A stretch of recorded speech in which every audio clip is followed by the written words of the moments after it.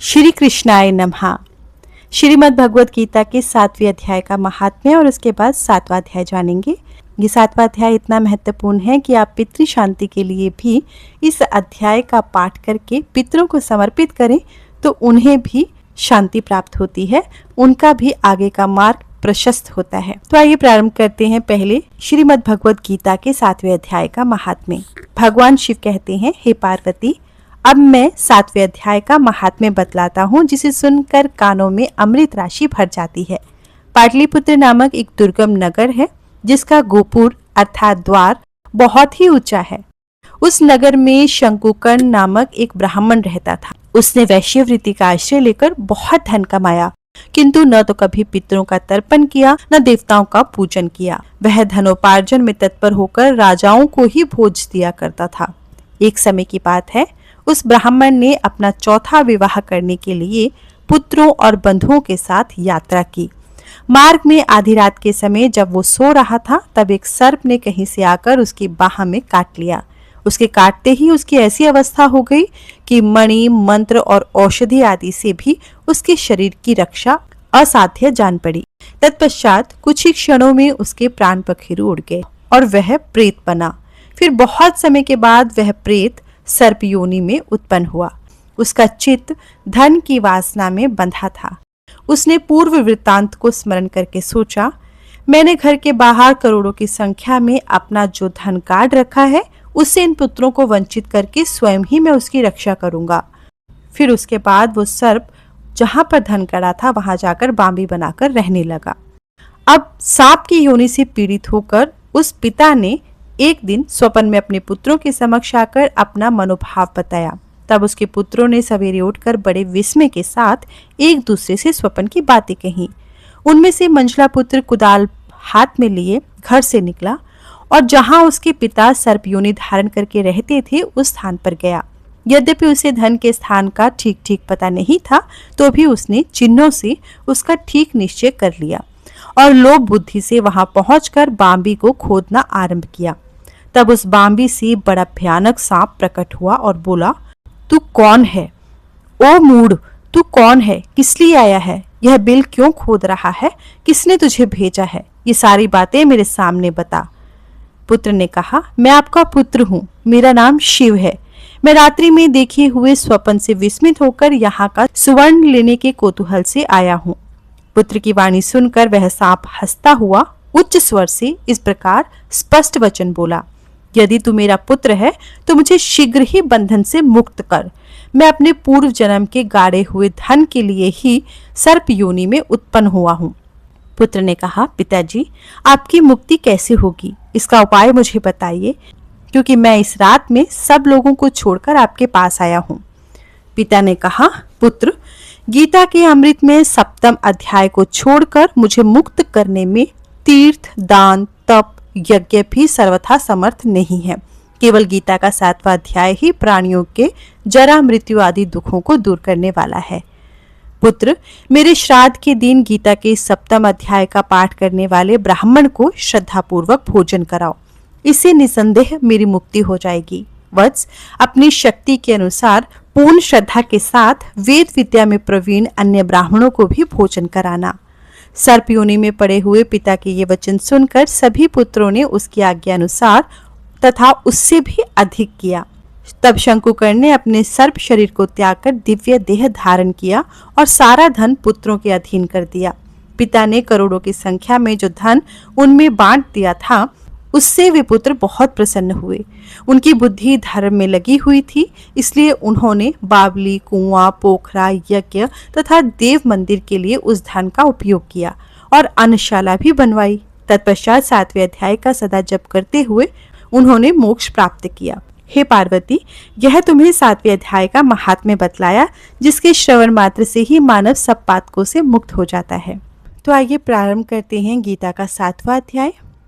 ओम श्री परमात्मने नमः। 7वें अध्याय से पहले थोड़ा सा 6ठे अध्याय में हमने क्या पढ़ा था उसके बारे में जान लेते हैं।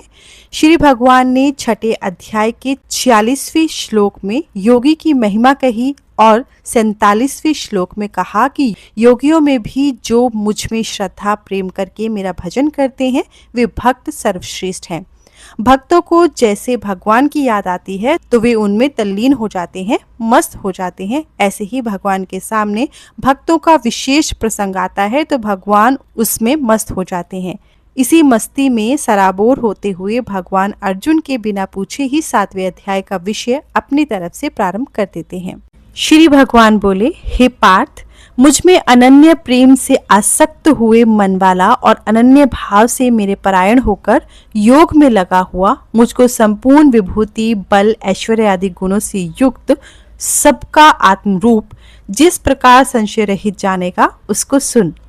मैं तेरे लिए इस विज्ञान सहित तत्व ज्ञान को संपूर्णता से कहूंगा कि जिसको जानकर संसार में फिर कुछ भी जानने योग्य शेष नहीं रहता है। हजारों मनुष्यों में कोई एक मेरी प्राप्ति के लिए यत्न करता है। उन यत्न करने वाले योगियों में भी कोई ही पुरुष मेरे परायण हुए मुझको तत्व से जानता है। पृथ्वी, जल, तेज, वायु और आकाश और मन, बुद्धि एवं अहंकार, ऐसे यह 8 प्रकार से विरक्त हुई मेरी प्रकृति है। ये 8 प्रकार के भेदों वाली तो अपरा है, अर्थात मेरी जड़ प्रकृति है। और हे महाबाहो, इससे दूसरी ओर मेरी जीव रूपा परा अर्थात चेतन प्रकृति जान कि जिससे यह संपूर्ण जगत धारण किया जाता है। हे अर्जुन, तो ऐसा समझ कि संपूर्ण भूत इन दोनों प्रकृतियों परा और अपरा से उत्पन्न होने वाले हैं और मैं संपूर्ण जगत की उत्पत्ति तथा प्रलय रूप हूँ, अर्थात संपूर्ण जगत का मूल कारण हूँ। हे धनंजय, मुझसे भिन्न दूसरा कोई भी परम कारण नहीं है। यह संपूर्ण सूत्र में मणियों के सदृश मुझ में गुथा हुआ है। हे अर्जुन, जल में मैं रस हूँ, चंद्रमा और सूर्य में मैं प्रकाश हूँ, संपूर्ण वेदों में प्रणव मैं हूँ, आकाश में शब्द और पुरुषों में पुरुषत्व मैं हूँ, पृथ्वी में पवित्र गंध और अग्नि में तेज मैं हूँ, संपूर्ण भूतों में मैं जीवन हूँ, अर्थात जिससे वे जीते हैं वह तत्व मैं हूँ, तथा तपस्वियों में मैं तप हूँ। हे अर्जुन, तो संपूर्ण भूतों का सनातन बीज यानी कारण मुझे ही जान। मैं बुद्धिमानों की बुद्धि और तेजस्वियों का तेज हूँ। हे भरत श्रेष्ठ, आसक्ति और कामनाओं से रहित बलवानों का बल अर्थात सामर्थ्य मैं हूँ और सब भूतों में धर्म के अनुकूल अर्थात शास्त्र के अनुकूल काम मैं हूँ। और जो भी सत्व गुण से उत्पन्न होने वाले भाव हैं और जो रजोगुण से तथा तमोगुण से उत्पन्न होने वाले भाव हैं, उन सबको तू मेरे से ही होने वाले हैं ऐसा जान, परंतु वास्तव में उनमें मैं और वे मुझ में नहीं हैं।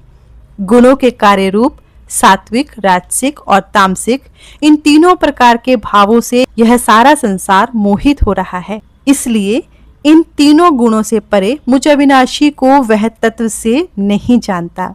यह अलौकिक अर्थात अति अद्भुत त्रिगुणमयी मेरी माया बड़ी दुस्तर है, परंतु जो पुरुष केवल मुझको ही निरंतर भजते हैं वे इस माया को उल्लंघन कर जाते हैं अर्थात संसार से तर जाते हैं।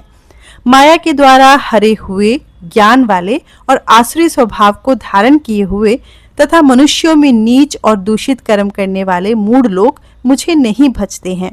हे भारतवंशियों में श्रेष्ठ अर्जुन, उत्तम कर्म वाले अर्थार्थी, आर्त, जिज्ञासु और ज्ञानी, ऐसे 4 प्रकार के भक्तजन मुझे भजते हैं।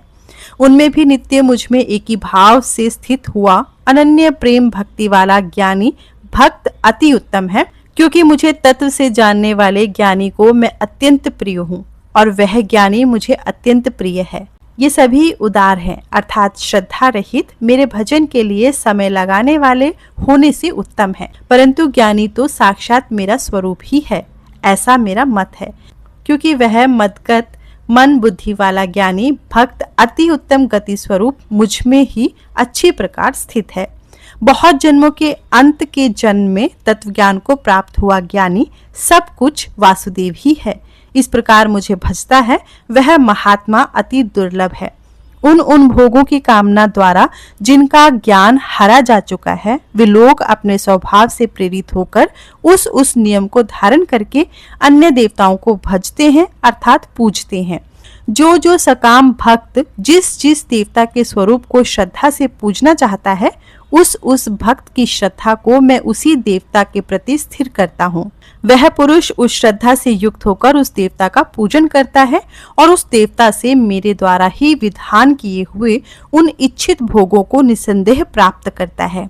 परंतु उन अल्प बुद्धि वालों का वह फल नाशवान है तथा वे देवताओं को पूजने वाले देवताओं को प्राप्त होते हैं और मेरे भक्त चाहे जैसे ही भजे अंत में मुझे ही प्राप्त होते हैं। बुद्धिहीन पुरुष मेरे अनुत्तम अविनाशी परम भाव को न जानते हुए मन इंद्रियों से परे मुझ सच्चिदानंद घन परमात्मा को मनुष्य की भांति जानकर व्यक्ति के भाव को प्राप्त हुआ मानते हैं। अपनी योग माया से छिपा हुआ मैं सबके प्रत्यक्ष नहीं होता, इसलिए यह अज्ञानी जन समुदाय मुझ जन्म रहित अविनाशी परमात्मा को तत्व से नहीं जानता है, अर्थात मुझको जन्मने मरने वाला समझता है। हे अर्जुन, पूर्व में व्यतीत हुए और वर्तमान में स्थित तथा आगे होने वाले सब भूतों को मैं जानता हूँ, परंतु मुझको कोई भी श्रद्धा भक्ति रहित पुरुष नहीं जानता। हे भरतवंशी अर्जुन, संसार में इच्छा और द्वेष से उत्पन्न हुए सुख दुख आदि द्वंद्व रूप मोह से संपूर्ण प्राणी अति अज्ञानता को प्राप्त हो रहे हैं। निष्काम भाव से श्रेष्ठ कर्मों का आचरण करने वाला जिन पुरुषों का पाप नष्ट हो गया है, वे राग द्वेष आदि जनित द्वंद्व रूप मोह से मुक्त और दृढ़ निश्चय वाले पुरुष मुझको भजते हैं। जो मेरे शरण होकर जरा और मरण से छूटने के लिए यत्न करते हैं, वे पुरुष उस ब्रह्म को तथा संपूर्ण अध्यात्म को और संपूर्ण कर्म को जानते हैं। जो पुरुष अधिभूत और अधिदैव के सहित तथा अधियज्ञ के सहित सबका आत्मरूप मुझे अंत काल में भी जानते हैं, वे युक्त चित्त वाले पुरुष मुझको ही जानते हैं, अर्थात मुझको ही प्राप्त होते हैं। इस प्रकार उपनिषद, ब्रह्म विद्या तथा योग शास्त्र स्वरूप श्रीमद् भगवद गीता में श्री कृष्ण तथा अर्जुन के संवाद में ज्ञान विज्ञान योग नामक 7वां अध्याय यहीं पर पूरा होता है। ओम श्री तत्सत। धन्यवाद।